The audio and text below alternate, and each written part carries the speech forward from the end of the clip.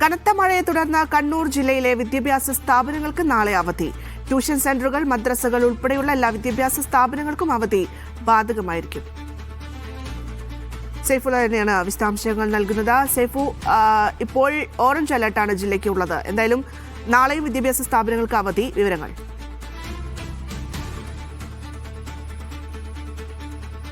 ഭദ്ര, നേരത്തെ ഇരിട്ടി താലൂക്കിൽ മാത്രമാണ് കണ്ണൂർ ജില്ലാ കലക്ടർ നാളെ അവധി പ്രഖ്യാപിച്ചത്. പക്ഷേ മഴ ഉണ്ടാവാനുള്ള സാധ്യത കണക്കിലെടുത്തും പലയിടങ്ങളിലും ഇപ്പോഴും വെള്ളക്കെട്ട് തുടരുന്ന സാഹചര്യത്തിലുമാണ് നാളെയും കണ്ണൂർ ജില്ലാ കലക്ടർ എല്ലാ വിദ്യാഭ്യാസ സ്ഥാപനങ്ങൾക്കും അവധി പ്രഖ്യാപിച്ചത്.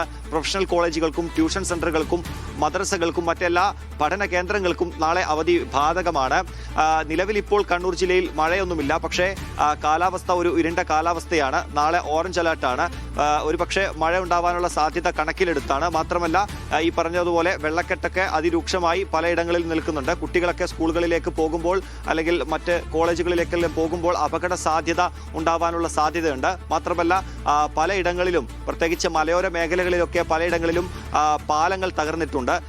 റോഡുകൾ വെള്ളത്തിനടിയിലായിട്ടുണ്ട്. ഇതൊക്കെ മറികടന്ന് വേണം കുട്ടികൾ സ്കൂളിലേക്ക് എത്താൻ. പക്ഷേ ആ ഒരു സാഹചര്യമൊക്കെ നിലനിൽക്കുന്നത് കൊണ്ടാണ് ജില്ലാ കളക്ടർ നാളെ അവധി പ്രഖ്യാപിച്ചത്. ഭദ്ര.